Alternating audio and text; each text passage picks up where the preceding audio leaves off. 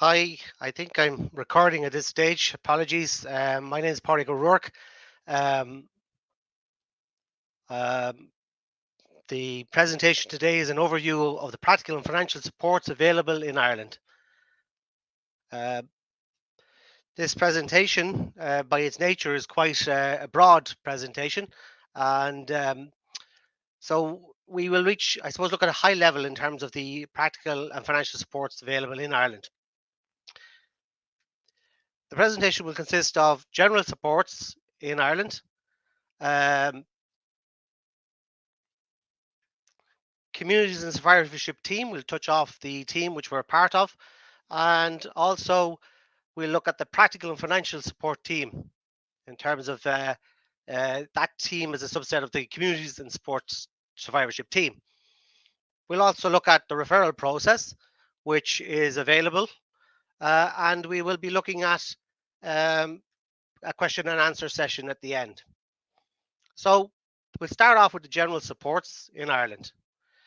So again, as we said, it was very much a high level presentation. So when we talk about general supports in Ireland, we think of the state's benefits and entitlements, and we think very much of, uh, unemployment assistance, etc. But we also have to think about a plethora of other benefits, and we'll look at them in a few moments in terms of state benefits. What I would say to you is, um, there's a tendency in Ireland, there's almost a cultural bar about giving information. And we're very, very much of the opinion that that information should be given. In order to be entitled to those services, you have to provide the information that is being requested of you. There's also a tendency to think we're not entitled to that. I won't get that.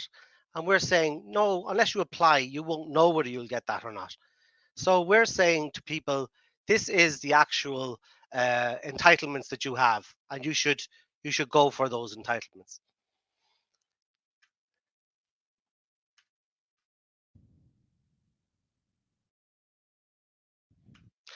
So we also look at financial institutions. A lot of people think financial institutions are not interested in them when they're in trouble. But in fact, they're there to help, and it's in their interest to help you. So you should actually work with the financial institutions when you come across a situation where you're in difficulty. And with a diagnosis of cancer, there can be a sudden fear about the financial implications. So we're saying yes, yeah, talk to your financial institutions as early as possible. We all talk to family and friends, but family and friends are not always there to support. And we've had examples of people who don't have family and friends to support. So you have to look beyond that.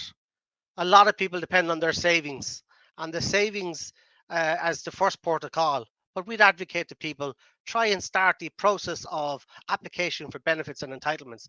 And our job will be to help signpost you towards those entitlements. Within the communities, there are lots of supports, and we would argue that those communities have a lot of will and a lot of desire to help people within their own community. And it is our objective to actually identify those different services that are available, work with people, and to signpost people affected by cancer to those actual services.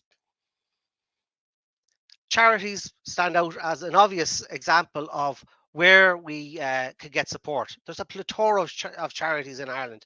Those charities range from Threshold, who help people in terms of accommodation and rental, to the likes of St. Vincent de Paul, and to Men's Shed. All these different organisations can help in different ways for different people affected by cancer.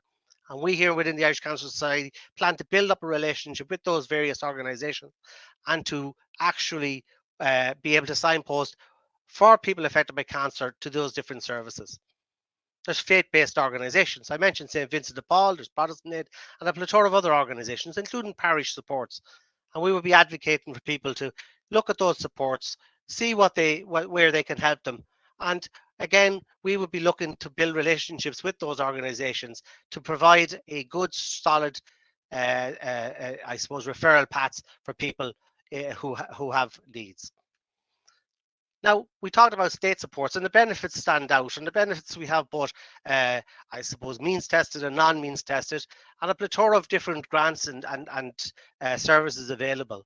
So we shouldn't forget that the HSE also provides services and they should be referred to. And again, within the society, our objective is to identify, know them, build relationships, and be able to signpost those services for our people. And signposting is central to my presentation here today.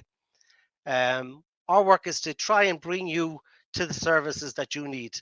And that's where our objective lies. And with that in mind, we need to remember there are already very good state services out there. So the Citizens Information site, for example, has a plethora of information, and it can be a great source of advice and guidance in terms of what entitlements you may have. We within the society would want to become familiar with those, and we'll try to signpost you towards those services and people affected by cancer, so that the pressure of understanding those sites and understanding the various entitlements is reduced for you. There's MABS, the Money and Advisory and Budgeting Service, which is an excellent service. We're currently working with them in partnership to build a relationship that we'll be able to identify where MABS is ideally suited to help people affected by cancer. And likewise, they will understand how to work with people affected by cancer. Now, that's two fairly key and well known organisations. Another one which actually reached out to us is the Insolvency Service of Ireland. Now, insolvency, bankruptcy, nobody wants to hear that. But actually, they brought to our attention there's a lot of different forms of insolvency, and that these can be a solution for some people who have financial difficulties. With that in mind, we have that on our books as such to refer where appropriate to people. It's not the first port of call, but it's certainly an important port of call. So we mentioned the different state agencies. Now, I don't expect that you'll be able to read all these, but there's 43 different benefits and entitlements there on that list. And if you look at the list up here at the top, we have we here in the society have categorized different benefits in a way that makes it easier for people to identify what they need, and that's the way it's sorted currently on our website. And we're going to work on improving that for you. If you look at that list, you'll see things from carer support grant, uh, fuel allowance, the medical card, all these different entitlements are there. But sometimes people who have been in work are not familiar with with applying for such services, and that becomes an issue for them, and the panic sets in. So we would hope that we would be able to actually signpost to the particular entitlements that people would benefit from. But always we would advise people to look at all the benefits, to become familiar with the Citizen Information website and the organisation, and to look at what they may actually be able to apply for. So I said that we would also talk about the communities and survivorship team. The community and survivor team, we're part of that here, the team that I'm leading up, which is the practical and financial supports team. But being part of that team, it's because we as an organisation want to give a holistic approach to people's needs. We want to be able to say to people, there is more to it than just the financial. So if we get a referral about financial, our team may say to someone, you might benefit from one of our other services. And those services, I'll explain in one moment. But at the end of the day, it's about signposting. It's about bringing people to the services they need. And it's about walking with you, not for you. So our service is not about taking over and taking on board the problem. It's about working with the person to help to find the solution to the problems. So core to our message here today is the service is about signposting. The service is about walking with you, not for you. So what supports are available? Well, within the communities and survivorship team, we have already got the specialised cancer nurse call line. So that's been there for several years and it's still ongoing. And it's one of the main routes to which referral to the different services is available. Through that, you can access counselling, you can access nutrition and advice, exercise advice, our peer support service, and that's a growing and developing side of our work. And that's going to become a key support, I think, over time. And then we here in the practical and financial support services and signposting all those services to you. So, what is the practical and financial support services team? Well, we're building a team at the moment. Currently, we've got one support officer, Itunu, and we've got Kieran starting in the next week or two. So we'll build that team up over time. We're looking at hubs, and those staff will be in those hubs. So the vision we have is that people who have an issue in financial or practical supports will be able to contact that hub or contact our service, and an individual officer would work with them to identify the best, not necessarily solutions, but ways of addressing the issues that they have. So we have practical and financial support officers, and they eventually will be across the country, and they'll be working from hubs as well as from our office in Dublin. They will be trained to understand the various services that are available from the different organizations that I highlighted earlier on, including church organizations, including charities, and trying to bring together a knowledge and a database of different supports that can be available to people affected by cancer. There will be a referral process. So, in the ideal situation, you would call our support line, our nurse would talk and talk through the issues that may be concerning you. In a lot of cases, we find people contact the society about a, an issue, but in fact, they could also do with other supports, peer support or counseling support. And so, the referral process is part of a holistic approach. And we would do a needs assessment, a holistic needs assessment of any caller to see is there other services that they could benefit from. Ultimately, it's about signposting, and I keep using that word because we're not here to take over the application process or to lobby for somebody's individual needs. We are here, however, to show where there are services available, what entitlements are available. We're here to support if there's a problem with filling forms, if there's a problem with IT or the use of technology. That's what we're here to do. And we're here to help in terms of those financial issues that you might have, in terms of the sudden loss of income or the costs of medical items outside of the medical card, or even about applying for a medical card. So we're also here for the practical side of stuff. So what is that, you might say? What practical stuff? Well, we've had questions from people. We've been able to support people looking for childcare, for example, so that they can attend clinics. We've had situations where people have minor maintenance work on their house that needed to be done, but because of their treatment, they're not able to do it themselves. And we've worked with organisations, local partnerships, to identify who can help in these type of practical situations. And the practical is wide open to lots of different things, including simple things like fixing a garden fence, gardening itself. And we're already building relationships with the likes of Men's Shed to see that we have I suppose, a pool of talent that we can draw on. And we talk about advocacy. When we say that here, though, the Irish Cancer Society has a very strong record in advocacy at national level, advocating for change in areas that affect people who are affected by cancer. Most recently, the Cost of Cancer report was launched, and in the last few weeks, the cost of parking in hospitals was an issue that we've been advocating for. But in the practical and financial support team, we would be advocating at the individual level. So, for example, if you've just been diagnosed with cancer and you don't know how to talk to your bank about the issues you're concerned with, or you don't know how to talk to your employer about the issues about actually working or continuing working or taking time out, or how it is to work with cancer, we would be there to help and advocate in those situations. So, for example, with employers, we have the European League of Cancers has developed, I suppose, methods, methodologies for both employers and employees of working with cancer. And also the Irish Congress of Trade Unions and IBEC have come up with a passports system, which again is about facilitating both employer and employee in terms of cancer. And when we talk about advocacy, you may be unsure about how to approach your employer, and we would, I suppose, come with you if you needed us to be there to talk with the employer about the cancer and how it will affect your ability to do your work. So our service is very much about signposting in terms of the different services that are available, working with the individual, walking with them, but not for them. We're there to try and empower the individual to obtain the services that they're entitled to, that are available to them, and that's the key part of our work. It's about signposting to those services and empowering the individual. So how does that happen?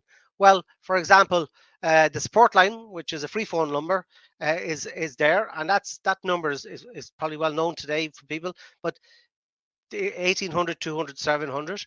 That's during the weeks that's available. And that's our nurse supported line. And they would do a holistic assessment in terms of the needs as an individual calls.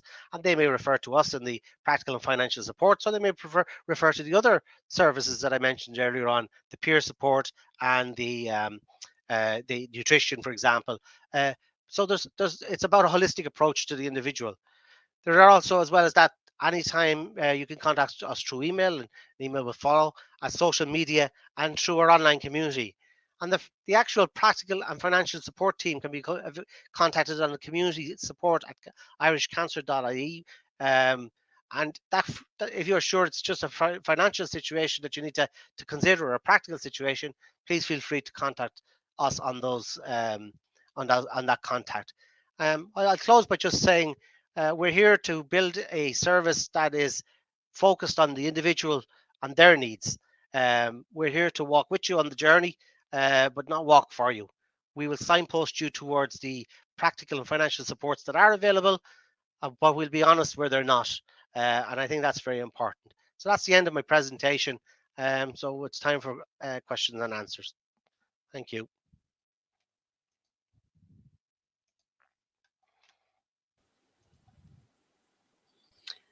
Pádraig, Aileen here from the cancer nurse from the Tala Cancer Support Centre. Thank you for that very comprehensive overview of practical and financial supports in the community. I think I was glad you mentioned all the community supports that are available. Sometimes I think people maybe aren't aware of them. And perhaps as a starting point, it would be just to remind people to check the Irish Cancer Society website, benefits and entitlements and practical supports. There's a lot of information there. Also to remember there's 13 daffodil centres around the country in some of the bigger hospitals, or you can contact the cancer support line, 1-800-200-700. I suppose I'm thinking that a cancer diagnosis is challenging in itself, never mind all of the practical and financial considerations that people have around it. So if you have any questions here now, we'll be delighted to help you with some of these. Let me just see what's coming in. Very interesting, informative. Is everyone with, this is from Ger, is everyone with a diagnosis entitled to a medical card? Good question.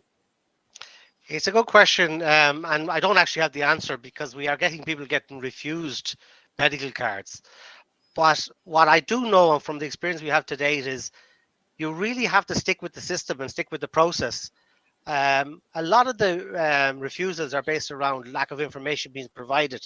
And as I said during the presentation, the guys making those assessments at the other end have certain boxes to take, certain criteria to meet. So I would advocate you actually keep at the process. And if you get refused, appeal the process. One of the things I haven't highlighted there in the presentation is we have access to some legal advisors in the Community Law Mediation Service.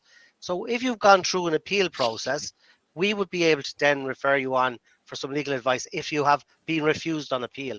But at this point in time, to my knowledge, you're not entitled to automatically a medical card, but the system is geared towards being more favourable. But you still have to meet the criteria. You still have to send in the information that they require from you. And most of the refusals are based around certain information, which usually can be worked out. And at the end, I would hope, get a medical card. I've seen quite strange arrangements where people who thought they wouldn't get a medical card got one, and people who actually you would say they should have got it didn't. But they go through the processes and we help them through that to the end. And in most cases, they will get a medical card. Just to add to that, Pádraig, checking in with your medical or your oncology social worker in the hospital can be very helpful as well. Yep.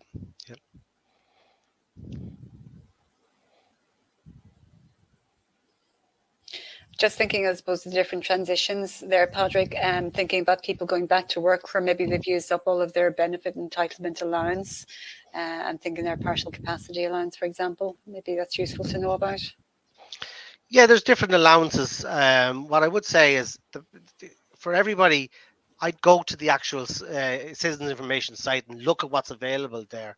You know, there are always supports for those transition periods as well.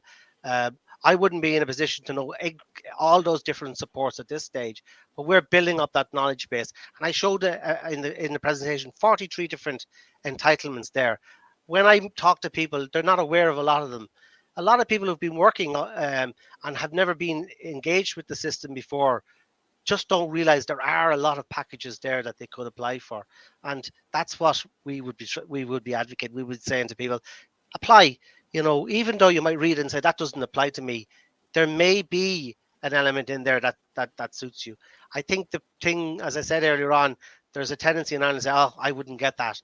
I've been surprised myself by some of the entitlements I've got recently because of our own experience in my family in terms of cancer. And it's certainly it's don't put up the hands and say no, I wouldn't be entitled to that.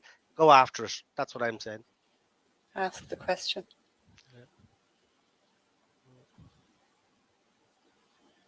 So I'm not seeing any other questions coming in there. Apologies when I was earlier on. I'm not used to this technology. I wasn't aware I was live, so it took a second or two to realize it.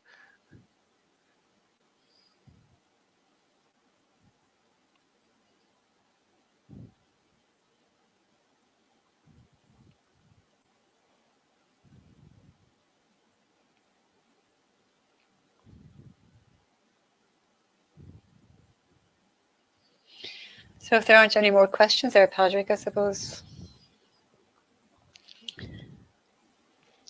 if I just put up the last page again, just with the contact details. Yeah, that'd be great. If I just, yep. So, yep, that's how you'll contact us in the society, and the service is for everyone, not just people, who's diagnosed with cancer, but also family, friends affected by cancer. Anyone affected by cancer is welcome to call our support lines. Okay. And there's always a nurse available, as we say, in the cancer support centres, in the daffodil centres, or in the on the helpline. Yeah, the supports, the daffodil centres have been a very important source of referrals for us since we started this project about 6 months ago. So yeah, the daffodil centres are certainly a channel to get to us.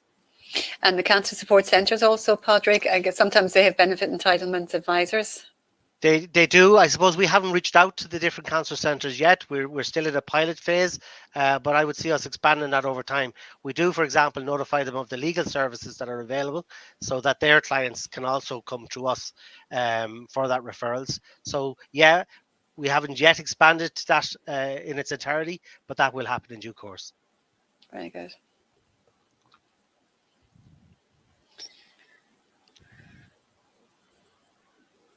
So I think that's it really for today. Thank you everybody for attending. Pádraig, thank you for a wonderful talk. Thank you very much. Have a good weekend. Take care. And you. God bless you. Bye. Bye.